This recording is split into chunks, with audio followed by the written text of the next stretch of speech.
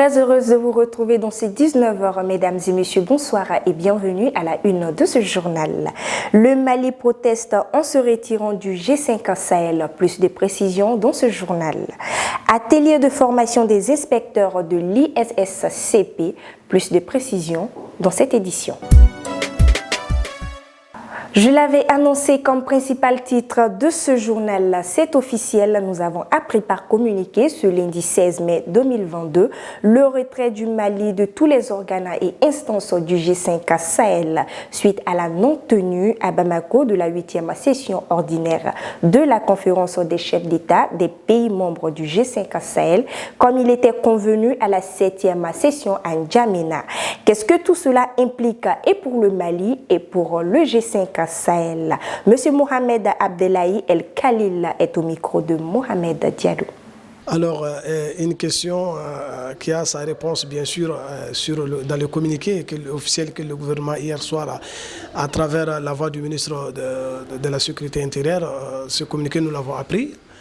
Le gouvernement a décidé de se retirer des instances du G5 Sahel. Si nous attendons et nous essayons d'analyser un peu les preuves avancées par le ministre, et que, en un mot, le Mali devrait assurer la présidence du G5 Sahel depuis le mois de janvier passé. Et le Tchad, qui devrait passer le relais au Mali, ne l'a pas fait. Et le Mali a écrit les autorités, comme on appelle les instances du G5 Sahel, par rapport à cette question. Il n'y a pas eu de réponse favorable. Donc voilà, le pays a pensé nécessaire de se retirer du G5 Sahel. Tout d'abord, il faut se méfier de dire que le G5 Sahel a été un échec. Chaque fois, les gens disent, voilà, le G5 Sahel a échoué. Mais non, si nous regardons les écueils qui étaient entachés, comme on appelle, à cette organisation depuis sa création, nous avons vu que le G5 Sahel avait toujours eu des problèmes à arriver au bout de ses ambitions. Et donc voilà un aspect qu'il faut vraiment en tenir en compte. Et aujourd'hui, cette crise qui est là, le fait que le Mali se retire, est déjà une crise qui s'ajoute à une autre crise. Et cette crise, je pense bien, devrait être considérée par les pays membres du G5 Sahel et le G5 Sahel comme étant une opportunité, et plus précisément également par les partenaires du G5 Sahel, les partenaires techniques et financiers du G5 Sahel, comme étant vraiment une opportunité d'élargir le G5 Sahel et ouvrir la porte de reformuler ou de redresser le G5 Sahel afin de permettre aux autres pays, comme les autres pays du G5 Sahel, de la CEDEAO, qui sont membres du G5 Sahel et d'autres qui ne sont pas membres du G5 Sahel. On sait qu'il y a trois pays uniquement qui sont membres du G5 Sahel, le Burkina Faso, le Mali et le Niger. Aujourd'hui, si nous regardons comme on appelle la montée en puissance des groupes extrémistes violents et terroristes vers les pays côtiers et les pays du Golfe de Guinée, aujourd'hui il est temps que cette crise qui s'installe doit être prise par les cornes par ces pays membres afin d'ouvrir la porte au Sénégal, à la Côte d'Ivoire, au Togo et Bénin d'y adhérer au G5 Sahel. Ça, c'est un premier aspect. Et le second aspect, le fait que le Mali se retire, cela mettra en cause la vivacité et l'efficacité du G5 Sahel et mettra en cause également la survie territoriale du G5 Sahel. Pourquoi? Parce qu'aujourd'hui, le Mali se retire du G5 Sahel. Nous verrons tout de suite que le Mali, qui était le seul pays qui était, c'est-à-dire le centre, le poumon du G5 Sahel, si vous voulez bien, qui fait la frontière avec la Côte d'Ivoire, le Burkina et le Niger, et la Mauritanie également. Aujourd'hui, si ce Mali s'efface, quitte le G5 Sahel, nous verrons que la survie, comme on appelle territoriale du G5 Sahel, est menacée parce qu'il n'y aura plus un pays qui fait, c'est-à-dire la Mauritanie sera isolée à l'ouest, et le Tchad également, qui ne fait pas la frontière avec les autres pays, sera aussi isolé. Et donc, il est temps que le Tchad fasse tout pour vraiment fasse tout pour revenir le Mali au sein du G5 Sahel. Et moi, je ne sais pas pourquoi on empêche au Mali d'assurer la présence du G5 Sahel, malgré que le Tchad et le Mali étaient tous dans une transition politique et ils devaient suivre les mêmes sanctions. Pourquoi on n'a pas empêché le Tchad d'accéder à la présence du G5 Sahel et on veut empêcher le Mali d'accéder au G5 Sahel? Donc il faut chercher, c'est-à-dire quelles pourront être, comme on appelle, la suite logique de cette crise. Et quels sont les enjeux? Il y a des enjeux majeurs qu'il faut vraiment chercher à en définir. Alors, vous savez, moi je sais que les autorités maliennes n'ont pas pris cette décision à la hâte. Ça a été une décision qui a été réfléchie, consultée, à travers les experts, à travers les consultants, pour prendre vraiment cette décision. Et réellement, nous voyons tout de suite que cette décision, bien sûr, a un impact, tout le monde le sait, a un impact forcément sur le Mali, mais sur même la sécurité, parce que le fait que le Mali se retire du G5 Sahel, cela permettra aux groupes terroristes extrêmement violents de se naviguer aux alentours de certaines frontières et de doubler des attaques à travers, comme on appelle le Bénin, le Togo, le Burkina Faso, même vers le Sénégal. Donc maintenant, nous allons assister dans les jours à venir vraiment à un déséquilibre de la maîtrise comme on appelle, des positions des groupes terroristes. Si un pays décide de se retirer du G5 Sahel, quelles sont les procédures à suivre? Et donc, je dirais tout de suite que les procédures sont simples. Ça dépend des institutions. Il y a des institutions qui ça dure, ça prend beaucoup de temps. Il y a d'autres institutions, c'est juste une question de lettres et de notification.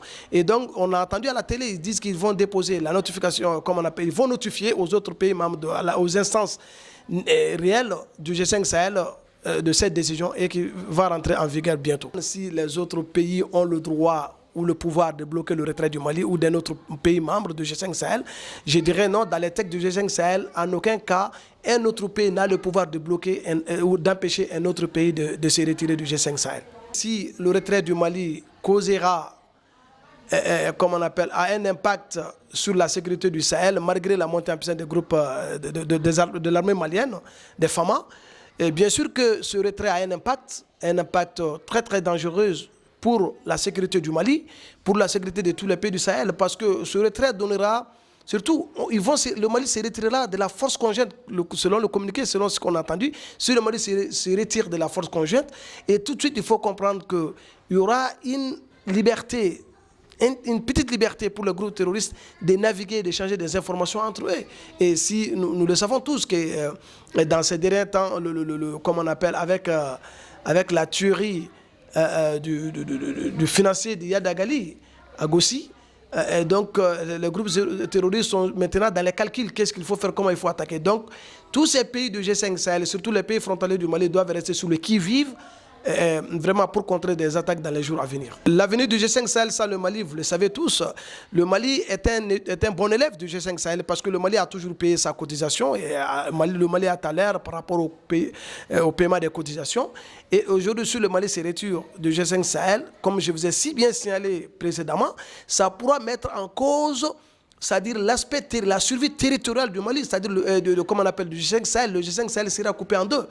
Et si aujourd'hui, pour contrer ça un peu, pour peser un peu sur ce dégât, le G5 Sahel, c'est-à-dire les 4 pays membres du G5 Sahel doivent vraiment tout faire pour que le Mali retourne au G5 Sahel et également redonner la présence du G5 Sahel au Mali et également pousser les autres pays de la CEDEAO, comme je disais, le Sénégal, le Bénin, le Togo, enfin qu'ils puissent adhérer au G5 Sahel. L'avenir politique du Mali après cette décision. Vous savez, le Mali aujourd'hui, comme la majorité des pays du G5 Sahel, traverse une crise politico-sécuritaire ou une crise multiforme, multidimensionnelle. Aujourd'hui, nous tous, nous le savons que malgré cette crise, les pays sont en train de réfléchir pour apporter des réponses endogènes. Endogènes, je dis bien, ce n'est pas des réponses imposées à nos pays. C'est-à-dire que ces pays sont en train de réfléchir à comment trouver une réponse endogène à la crise politico-sécuritaire. Et réellement, la crise ne peut être qu'endogène, mais nous sollicitons l'assistance technique et financière de nos partenaires, tels que la France, tels que l'Allemagne, l'Union européenne, les États-Unis. Et malgré le rapport entre la France et le Mali, comme on appelle l'Allemagne aujourd'hui sait très bien qu'il y a une tension un peu forte entre le Mali et la France, mais cela n'a pas empêché l'Allemagne à vouloir augmenter ses soldats au sein de l'aménagement. Et donc ça donne une leçon à tous les pays africains que les institutions telles que la CEDEAO, l'UEMOA, le G5 Sahel et autres, l'Union africaine, nous devons respecter les lois de nos textes, les textes de nos institutions. C'est le manque de respect des textes de nos institutions qui a poussé le Mali aujourd'hui, selon nos analyses, qui a poussé aujourd'hui le Mali de sortir. Et il y a beaucoup d'enjeux derrière cette sortie du Mali, du G5 Sahel. Le Mali sous embargo depuis un certain moment, la population tente bien que mal à vivre avec les sanctions qui pèsent sur le pays. Entre espoir et désespoir, la survie est là. La population malienne vit dans un bouleversement depuis quelque temps qui est l'embargo à cause du gouvernement de la transition pour l'organisation des élections. Là, vraiment, chez moi, la difficulté de nous-mêmes, de la population, c'est nous. Ça vient pas de la transition, c'est faux. Ce n'est pas la transition qui nous a donné de l'argent pour faire les commerces. Ce n'est pas la transition qui nous a fait faire les écoles. La transition est là pour nous surveiller. C'est nous, les citoyens, en tant que dignes de soi-même, dignes de eux-mêmes, qui doivent se donner la main. Sinon, ces gens de... Et regardez, le prix du riz. Mais ce n'est pas la transition qui doit nous donner. Non, ce n'est pas pour nous, ce n'est pas la transition, c'est pas pour la transition. C'est pour une population malienne. C'est un Malien, digne de Malien. S'il est digne de lui, il doit abaisser le prix. Ah, mon pays est en difficulté, d'accord. Moi, je vais encaisser. Même si je ne gagne pas, d'augmenter. Mais c'est le contraire. Il faut qu'il n'a qu'à surveiller ça. Si eux ils refusent de faire ça, il n'a qu'à les laisser. Le jour que nous aussi, le pays va avoir son prix riz. Le riz, on sait comment les commerçants. Sinon, les commerçants, là, il n'a qu'à les surveiller. Il n'a qu'à les surveiller. En tout cas, moi, ici, ça. Par contre, quant aux étudiants, ils sont touchés par cet embargo qui les empêche de jouir de leur bourse et leur ferme les portes de l'emploi dans les sociétés qui sont aussi victimes de cette situation. Bon, concernant tes questions, on peut dire que la transition a un gros impact sur la vie estudiantine. Et à savoir d'abord le malentendu entre le CEDEAO et le comité de transition, donc qui ont pour cause l'augmentation des prix des aliments, des nourritures, tout, autre consort. Donc du coup, quand tu montes au point G en tant que jeune étudiant, le fait même d'acheter le guet à manger, là, ça devient tellement difficile pour nous tous. Peut-être, au fur et à mesure que la situation avance, ça commence à s'amplifier encore de plus en plus difficile, à savoir encore le retard de notre bourse. Bon, la cause, c'est dû au malentendu entre le comité de transition et le CEDEAO, car tout est lié. Entre ces deux structures, tout est lié, quoi, tu vois un peu. Les bourses sont un peu en retard. C'est vrai que nous sommes étudiants en pharmacie, donc nous ne sommes pas encore docteurs. Nous ne sommes pas en stade de gagner aussi de l'argent. Donc nous sommes toujours dépendants, comme j'ai dit, de nos parents. Dans ceci, tout est devenu plus cher ici au point G. La nourriture, ainsi de suite, le logement, ainsi de suite, jusqu'à ce que nous-mêmes, étudiants, ça impacte nos études.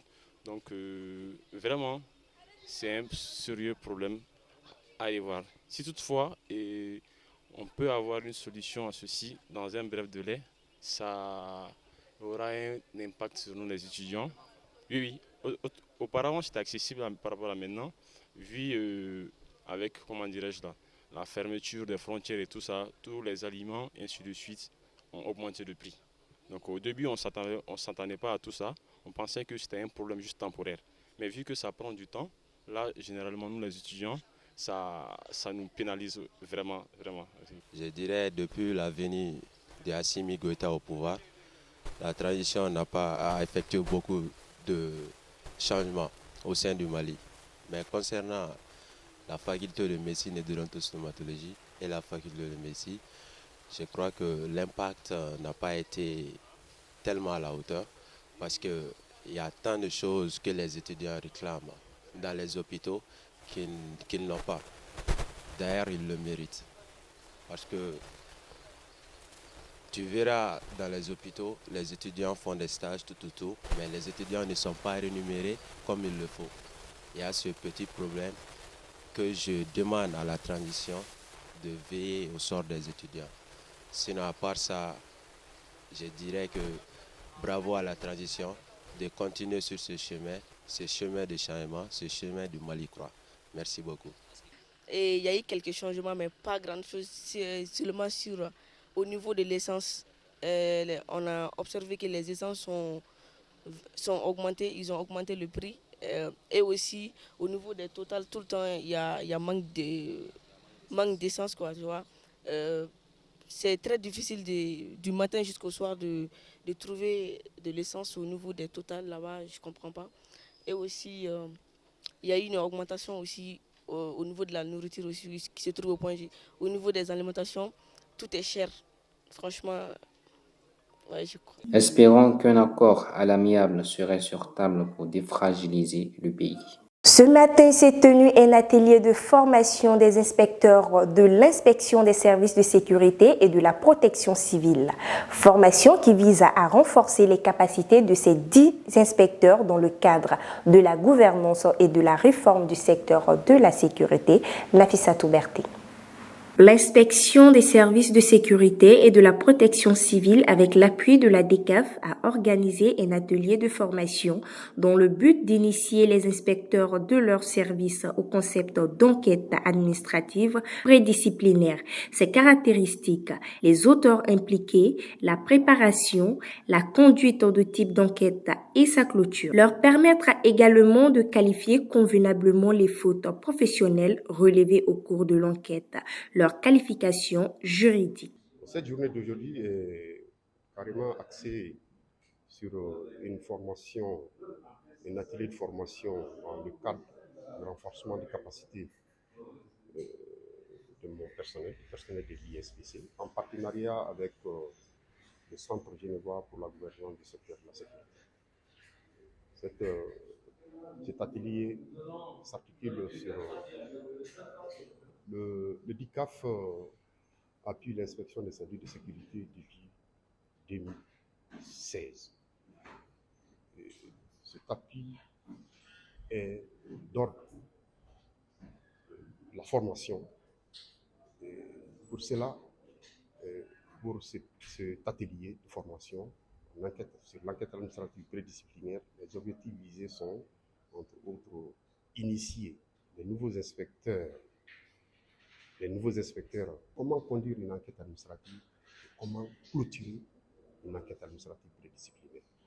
Et de permettre également de pouvoir analyser convenablement une enquête administrative. Ensuite, les outiller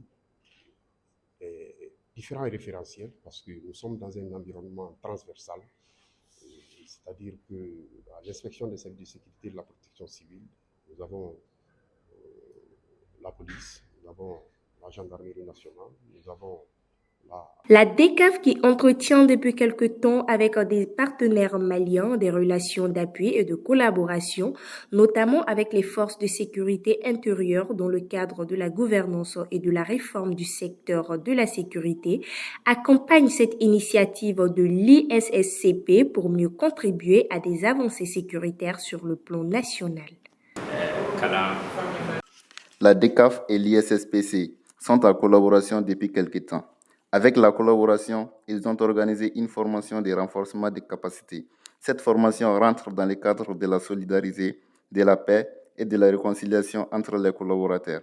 Elle vise à mieux utiliser les inspecteurs dans le cadre de la gouvernance et de la réforme du secteur de sécurité.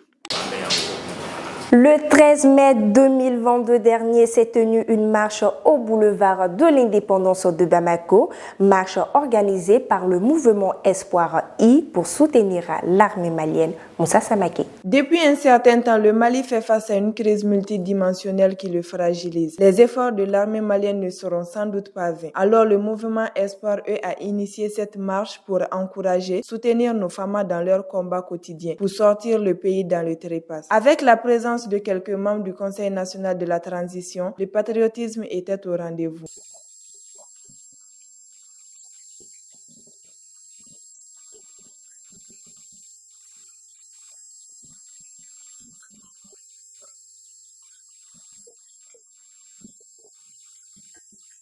Le Mali restera toujours ouvert à la communauté internationale et la CEDEAO. Mais le Mali a d'autres problèmes que les élections telles que la mauvaise gouvernance, l'insécurité et tant d'autres qu'il faudrait résoudre avant les élections. Il faudrait que la communauté internationale prenne en compte la volonté du peuple et défende ses intérêts. Le Malien ne veut plus être dans une dépendance quelconque. Voix du dialogue.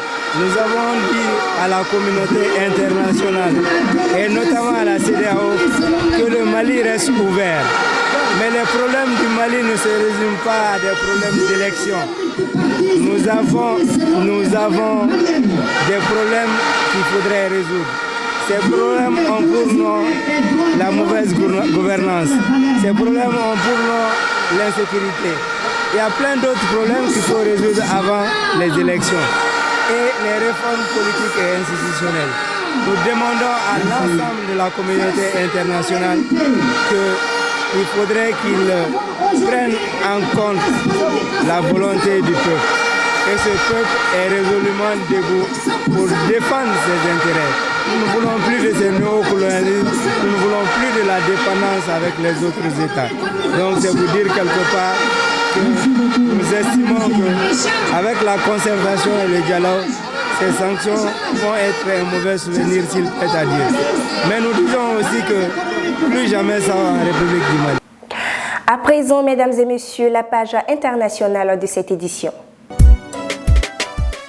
Comment le choix du nouveau Premier ministre est devenu un problème politique pour Emmanuel Macron. Réélu le 24 avril, le chef de l'État n'a toujours pas nommé le prochain chef du gouvernement. Un retard qui s'explique par la difficulté de trouver le profil idéal et qui suscite des interrogations dans la majorité et les oppositions. 22 jours. Cela fait 22 jours qu'Emmanuel Macron a été réélu à l'Élysée lors du second tour de l'élection présidentielle, dimanche 24 avril. Pourtant, depuis le temps semble suspendu, avec l'impression que le second quinquennat n'a pas vraiment démarré. En cause, l'attente interminable du remaniement gouvernemental, tant le chef de l'État prend son temps pour dévoiler le nom de son prochain Premier ministre en remplacement de Jean Castex, sur le point de quitter Matignon. L'aventure de la politique nationale est terminée, a confié au Monde le 13 mai, celui qui a déjà préparé sa lettre de démission. Un délai qui suscite l'impatience au sein de la majorité, de la part de plusieurs candidats aux législatives désireux de lancer vraiment leur campagne et des ministres curieux de savoir s'ils seront ou non reconduits, mais aussi des interrogations dans les rangs macronistes comme dans ceux de l'opposition, où l'on s'interroge sur les causes de l'indécision du chef de l'État et sur son absence en ce début de mandat. Mais que fait-il? On ne le voit pas. Il n'est pas là, s'étonne le chef de file de la France insoumise, LFI. Jean-Luc Mélenchon, on a l'impression qu'Emmanuel Macron lui-même ne sait pas quelle direction donner à son quinquennat après une campagne où il n'a pas présenté de projet pour ménager la chèvre et le chou. Abonde le secrétaire national d'Europe Écologie,